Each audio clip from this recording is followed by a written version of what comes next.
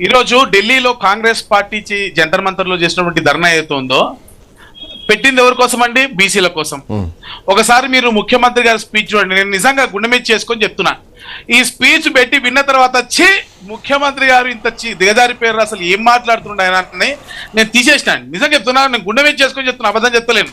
నేను ఆయన మా మాతృ సంస్థ నుంచి వచ్చినటువంటి నాయకుడు రేవంత్ రెడ్డి గారు, మాకు అభిమానం, వారి తమ్ముళ్ళతోటి వాళ్ళతోటి మాకు సంబంధాలు ఉన్నాయి. నేను నిజంగా చెప్తున్నా, ఆయన అభిమానిని, మా పార్లమెంట్ ఎంపీగా ఉండే. కానీ ఏం మాట్లాడిందండి ముఖ్యమంత్రి? ఆయన స్పీచ్ మొత్తం కూడా మోడీ గారు 75 సంవత్సరాల తర్వాత కొనసాగుతారు. నిషికాంత్ దుబే గారు 75 సంవత్సరాల తర్వాత ఆయన ఉంటాడు అన్నాడు. ఆర్ఎస్ఎస్ చెప్పినా కూడా ఆయన 70 సంవత్సరాల తర్వాత ఉంటాడు అంటే మోడీ గారు 75 సంవత్సరాల తర్వాత ఊడతాడా అనేది మా పార్టీకి సంబంధించిన అంశం అండి. మీకేం సంబంధం? మీ మొత్తం స్పీచ్ లో మీరు చూడండి, ముఖ్యమంత్రి గారి స్పీచ్ మొత్తంలో కూడా అసలు రిజర్వేషన్ పక్కన గాలికి మొత్తం మోడీ గారు దిగిపోతారా? ఎందుకు దిగిపోతాడు అన్న విషయాన్ని క్లారిటీగా వినాలి. మీరు ఏమి విన్నారు? మీరు ఒకటే సైడ్ నుండి విన్నట్లున్నారు, రెండో వైపు నుండి వినలేనట్లున్నారు. డిసిప్లిన్ అదే డిసిప్లిన్ గానే చెప్తాను నేను కూడా. మీరే అన్నారా? మాట్లాడి నేను మాట్లాడు. లేలే, మీకు కూడా 8 మంది పార్లమెంట్ సభ్యులు ఉన్నారు, 8 మంది ఎమ్మెల్యేలు ఉన్నారు, మీకు కూడా బాధ్యత ఉంది, మాట్లాడండి. ఈ తెలంగాణలో మీకు కూడా బాధ్యత ఉంది, మాట్లాడండి. మాట్లాడదామని అంటున్నా, మీరు డిస్టర్బ్ చేయకండి అంటున్నా అంతే. ఓకే, నేను మాట్లాడదామని అంటున్నా, డిస్టర్బ్ చేయకండి. మీరు మాట్లాడేప్పుడు నేను మాట్లాడలేదు ప్లీజ్. ఓకేనా? మనం ఒక అర్థవంతమైన చర్చ చేసుకున్నాం. నేను నా వర్షం చెప్తున్నా అన్న. నేను తెలంగాణ సమాజానికి చెప్పినటువంటి ఒక పోస్ట్ గ్రాడ్యుయేట్ గా, ఇంటెలెక్చువల్ గా అనేక రకాల కార్పొరేట్ వ్యవస్థలో పనిచేసిన, ప్రజల్లో పనిచేసిన, నాకున్నటువంటి నా ఎక్స్పీరియన్స్ నాకుంది. నా ప్రొఫైల్ మీరు చూసుకోండి. కాబట్టి నా వర్షం నేను చెప్తున్నా. నేను చూసిన దాంట్లో అనిపించింది, నిజంగా చెప్తున్నా, వరస్ట్ స్పీచ్ లో ఆయన ఒక నెంబర్ 1 స్పీచ్ ఇది. అసలు ఎక్కడ కూడా బీసీ రిజర్వ్ ఈ రోజు మాట్లాడిన ముఖ్యమంత్రి గారు బీసీల రిజర్వేషన్ ఏ విధంగా సాధిస్తామో, కాంగ్మారెడ్డి డిక్లరేషన్ లో మేము చెప్పినటువంటి అంశాలు, అంటే 1,00,000 కోట్ల రూపాయలు అయితే బీసీల కోసం ఇస్తామన్నామో, ఏ విధంగా రిజర్వేషన్లు సాధిస్తామో, ఏ విధంగా బీసీలు ఉపకులీకరణ చేసి వాళ్ళకి రిజర్వేషన్లు వస్తాం, ఏ సబ్జెక్ట్ లేదు దాంట్లో.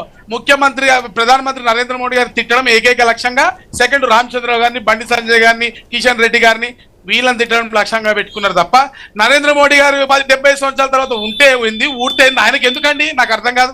ఆయన మాట్లాడాల్సింది పెట్టింది ఎవరు? దాన్ని బీసీల కోసం మాట్లాడింది ఏంటంటే, ఇప్పుడు ఏమైనా ఎన్నికలు ఉన్నాయా?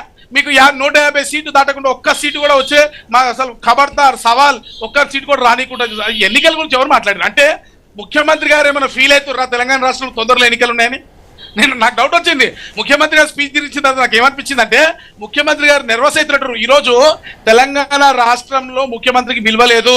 ఆమె మీనాక్షి నటరాజన్ గారు సెక్రటరియట్ లో డైరెక్ట్ గవర్నమెంట్ రివ్యూ చేస్తున్నారు. అంటే ముఖ్యమంత్రి గారు తీసి పక్కన పెట్టేసి పూచుకులాగానే అర్థమవుతుంది. అది ఇన్స్టెబిలిటీ ఉంది. ఒక బీసీల విషయం శ్రావణ్ గారు ఒకటి, ఈ రోజు కేంద్ర ప్రభుత్వం మీ వైఖరి ఏంది స్పష్టంగా మీరు అది చెప్పండి. అంతా ఏదో మీరు స్క్రిప్ట్ రాసుకోవచ్చు, ఏదో మాట్లాడతాం అంటే నడవదు. ఇక్కడ మీ పర్సనల్ బయోడేటా ఎవరు అడుగుతలేరు. మీ బీజేపీ పార్టీ కేంద్రంలో మీ వైఖరి ఏంది? ఈ బీసీ రిజర్వేషన్ మీద మీ వైఖరి ఏంది? ఉత్తరప్రదేశ్ లో మీరు 10% మైనార్టీలకు ఏమైనా సపరేట్ రిజర్వేషన్ చేసిండ్రా? గుజరాత్ లో ఏమైనా చేసిండ్రా? ఈ విషయం మీద మీ క్లారిటీ ఉందా? మీరు పాలిస్తున్నటువంటి ప్రాంతాల్లో మీరు ఏ విధంగా అయితే మీరు మాట్లాడుతున్నారో, మీరు ఏదైతే చెప్తున్నారో, సాకులు చెప్తున్నారో, ఆ సాకులను అక్కడ కూడా ఉన్నాయా అని చెప్పి అంశం మీద ఆత్మ పరిశీలన చేసుకోవాల్సినటువంటి అవసరం బీజేపీ లీడర్లకు ఉంది. లేదు మాట్లాడగా నువ్వు బెదిరిస్తావు లైవ్ లో, ఏదో నేను చెప్తున్నా, నా ప్రొఫైల్ చూడు, నేను చెప్తున్నా అంటే కాదుడా. అర్థమైందా? మీ వైఖరి ఏం చెప్పు, మీ పార్టీ వైఖరి ఏం చెప్పు. మున్నూరు శ్రవణ్ అని కాదు విషయం. అర్థమైందా? నీ కేంద్రము మీ వైఖరి ఏంది? మీరు ఏం చేయాలనుకుంటున్నారు? బీజేపీ ప్రభుత్వం ఏం డిసిషన్ తీసుకుంటుందో చెప్పు. దాని మీద వినడానికి ఓపిక లేదా? మీకు ఓపిక లేదు వినడానికి? మీకు ఎందుకు పేషెన్స్ లేదా? మీ పార్టీ ఇదే మీకు నేర్పించింది. మీ పేషెన్స్ తెలుసు, నిద్రపోయే పేషెన్స్ తెలుసు. మీరు మాట్లాడేటప్పుడు నేను మాట్లాడినా మీరు సంస్కారంగా లేకుండా మీరు మాట్లాడుతున్నారు, మేము కాదు. మీరు ఏం మాట్లాడుతున్నారు? మీకు అసలు అర్థమైంది? సబ్జెక్ట్ డిస్కస్ చేద్దాం. శ్రవణ్ గారు ఒక నిమిషం, రవి గారు 1 సెకండ్. అది కాదండి సార్, శ్రీకాంత్ గారు, నేను ఏమంటా అంటే వాళ్ళకి ఎందుకు వారి ముఖ్యమంత్రి కానీ వారికి అంత అసలు మాట్లాడే అవకాశం ఇయ్యరా? మాట్లాడద్దా? కామారెడ్డి డిక్లరేషన్ లో నేను అడుగుతున్నా 1,00,000 కోట్ల రూపాయలు, సంవత్సరానికి 20,000 కోట్ల రూపాయలు ఎప్పుడు ఇస్తున్నారు, ఎవరికి ఇచ్చిర్రు అంటున్నా నేను. ఫీజు రియంబర్స్మెంట్ ఈ రోజు కూడా 5 కాలేజీలు ఫోన్ చేసిరండి. నేను చెప్తాను వినండి, ఫీజు రియంబర్స్మెంట్ ఒక్క కాలేజీ కూడా ఎందుకు ఇస్తలేరు? 3 లక్షల లోపల ఆదాయం ఉన్నటువంటి వాళ్ళందరికీ కూడా మీరు ఫీజు రియంబర్స్మెంట్ చేస్తామని కామారెడ్డి డిక్లరేషన్ లో పెట్టిరు కదా, ఏం చేసిరని అడుగుతున్నా. బీసీలకు మీరు ఏం చేసిరని అడుగుతున్నా. నేను అడుగుతున్నా, నీకు నిజంగా బీసీల మీద చిత్తశుద్ధి ఉంటే అసలు రిజర్వేషన్ చేశారు. మేము దొంగలం పక్కన పెడదాం, ఓకే, మీరు అనుకున్నట్టు మీరు దొంగలం పెడదాం. మీకు చిత్తశుద్ధి ఉందిగా, మీ మంచోళ్ళు కదా. ఈ రోజు స్థానిక సంస్థలు నోటిఫికేషన్ ఇచ్చి 50% టికెట్లు బీసీలకి ఎలక్షన్ లో పోండి, రండి ఎలక్షన్ లో రండి, నాకు ప్రజలు ఏం తీర్పిస్తారో మనం చూద్దాం. ఆప్షన్ అదే, నాకు తెలిసి వేరే ఆప్షన్ ఏం లేకపోయి ఉండొచ్చు, అదే ఉండొచ్చు. ఒకవేళ రేపు పొద్దున మళ్ళీ కోర్టు ఇన్వాల్వ్ అయ్యి ఈసీ ఇన్వాల్వ్ అయితే ఎలక్షన్స్ ముందు పోవాల్సి వస్తుంది. దీన్ని జడ్జిమెంట్ ఉంది సార్, జడ్జిమెంట్ ఉంది. యాక్చువల్లీ ఏంటంటే slab 50% slab ST SC BC reservation మీద పెట్టారు. తర్వాత ఈడబ్ల్యూఎస్ చేసిన technical short cut so many technicalities, let us not go into the details. But final గా ఈడబ్ల్యూఎస్ చేసినప్పుడు ఏమన్నారంటే, ఫైనల్ గా ఇది ఈ ఎస్సీ ఎస్టీ బీసీలకు మాత్రమే, ఆ మూడింటికి సంబంధించిన రిజర్వేషన్లకు మాత్రమే ఈ క్యాబ్ వర్తిస్తున్నటువంటి ఒక చిన్న దీంతో అప్పుడు ఈబీసీ ఈడబ్ల్యూఎస్ రిజర్వేషన్ చేశారు. ఇప్పుడు కూడా కాంగ్రెస్ పార్టీ ఏమంటుందంటే, ఎస్ దాన్ని సవరణ చేసి మీరు రిజర్వేషన్ ఏంటుంది.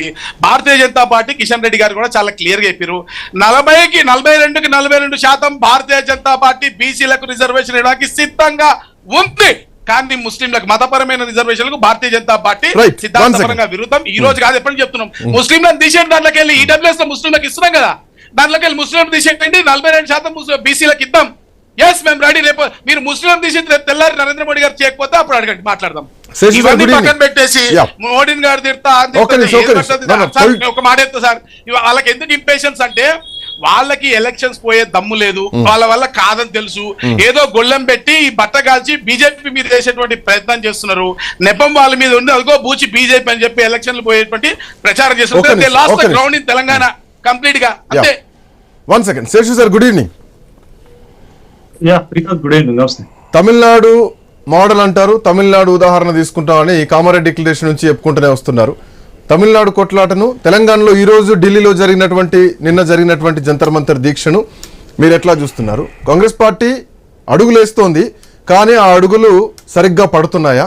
నేను నా ఇంట్రో మొదట్లో ఒక కామెంట్ చేయడం జరిగింది, తెలంగాణ ఉద్యమాన్ని ఉదాహరిస్తూ ఇప్పుడు తమిళనాడులో గతంలో వచ్చినటువంటి రిజర్వేషన్ ఉదాహరిస్తూ ఈరోజు ఢిల్లీలో జంతర్ మంతర్ దగ్గర చేసినటువంటి దీక్ష, వీటి పరిస్థితి ఏంది, ఎట్లా చేయాలి, ఎట్లా చేస్తుంది ఒకటి, అండ్ ఇంకా స్థానిక సంస్థల ఎన్నికల పరిస్థితి ఏంటి?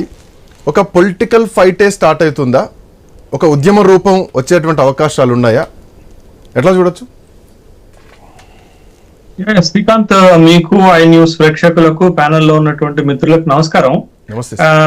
ఈ రోజు ఇద్దరు కీలకమైనటువంటి నేతల ప్రెస్ మీట్ చూశాను నేను. ఒకటి మార్నింగ్ కిషన్ రెడ్డి గారు, గౌరవ కేంద్ర కేబినెట్ మంత్రి కిషన్ రెడ్డి గారు ప్రెస్ మీట్ చూశాను.